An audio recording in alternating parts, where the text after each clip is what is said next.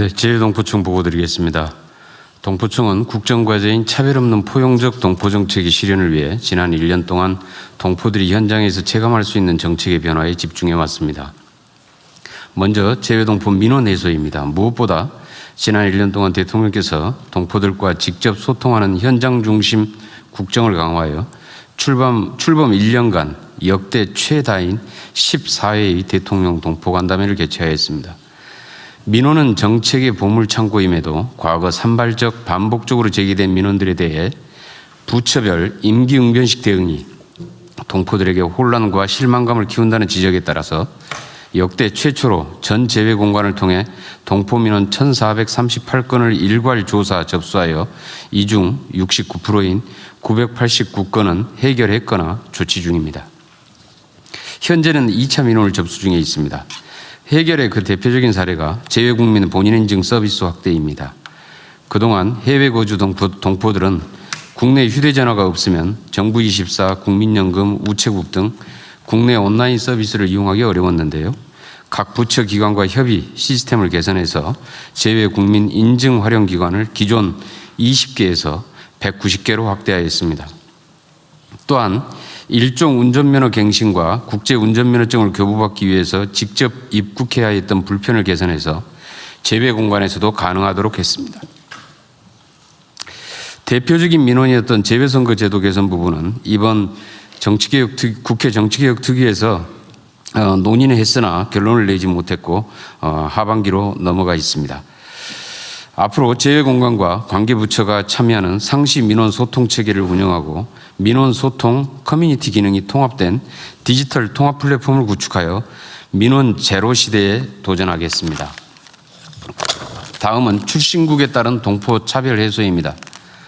그동안 중국 CIS 지역 동포들은 체류 자격 취득 과정에서 소득, 직업 등을 추가로 입증해야 하는 등 사실상 차별 요소가 존재해 왔습니다.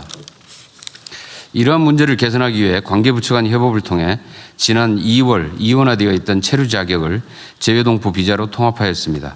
이를 통해 약 8만 명의 방문 취업 비자 동포들이 불편을 해소하여 20년 넘게 이어져 온 동포 사이의 수건을 해결하였습니다. 또한 제외동포에 대한 국민인식 개선에도 노력하고 있습니다.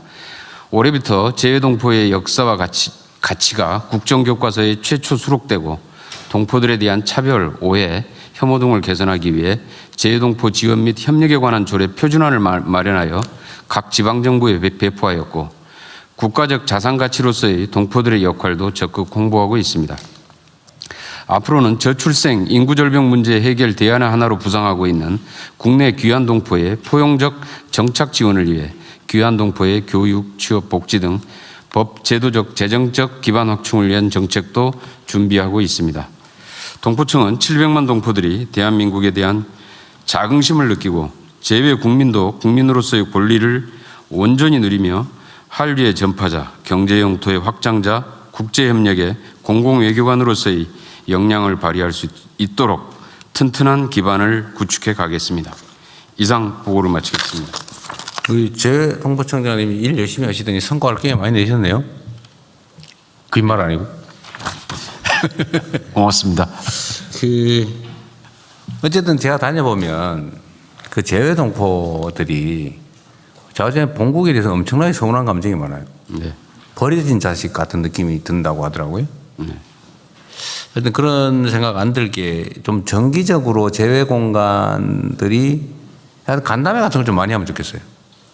그리고 그 제외 국민, 제외 동포들을 연락처도 좀 확보하고 필요한 뭐 정보 서비스도 좀 제공하고 가끔 정기적으로 모임도 좀 할 수 있게 하든지 아니면 그 동포들끼리의 뭐 커뮤니티를 좀 지원을 해주든지 좀 아이디어를 좀 내보세요.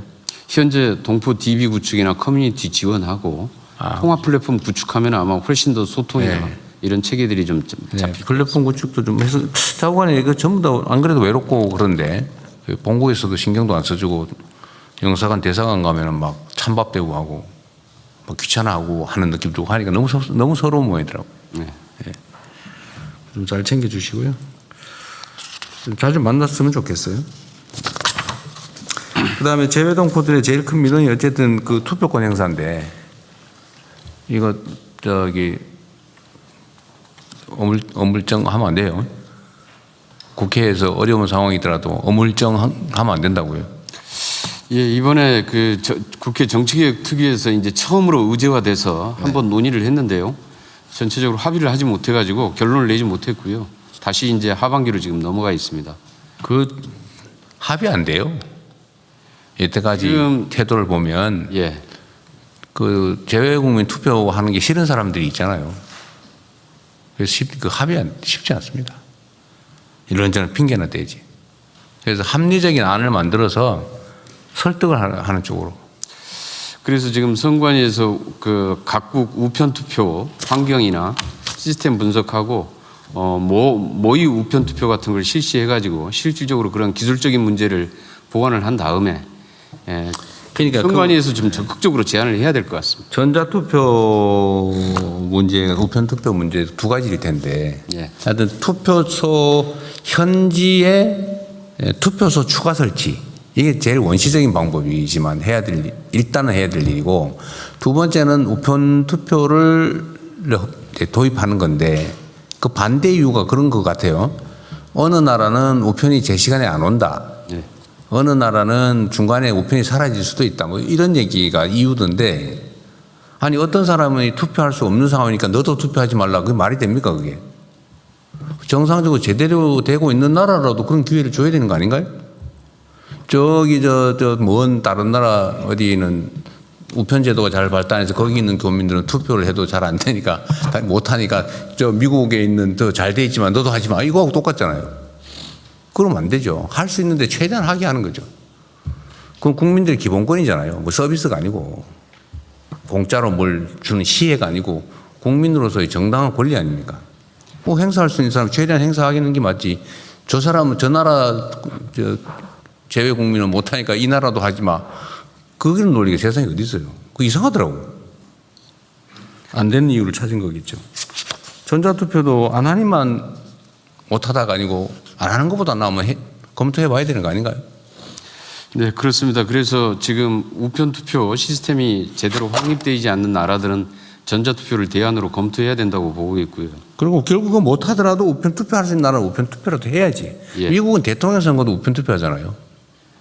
우편투표를 지금 OECD 국가 중에서 3분의 2가 우편투표 제도를 도입하고 있습니다. 그러니까요. 근데 우리나라만 무슨 안 해요. 무슨 걱정을 그렇게 많이 합니까? 우리나라도 지금 부분적으로 우편투표나 지금 그 선언들, 원양어선 선언들, 그 팩스투표 이런 거 지금 도입을 하고 있거든요. 네, 그래요. 근데 이걸 이제 재외동포로 확장하는 문제인데 이 부분에 대한 좀 합의가 이루어지지 않고 있는 거죠. 제가 얘기하잖아요. 합의 끝까지 안 될 거라니까. 그 합리적 이유가 있어서 그런 게 아니라니까요. 그러면 설득하고 안 되면은 합리적인 아니면 책임을 지는 거죠. 그게 권한이죠. 모든 걸 합의로 처리할 것 같으면 그 뭐하러 선거에서 열심히 뽑습니까? 합의를 해보고 소수 의견을 존중하되 영 안 되면 다수 의견에 따라서 처리하는 게 그게 민주주의 국가죠. 나쁜 짓 하면 국민이 책임을 묻고 판단하겠죠. 그죠? 네. 아니 뭐 우리 청장님이 잘못했다는 얘기 절대 아닙니다. 네. 다음 하시죠. 예, 검찰총장 직무대행입니다.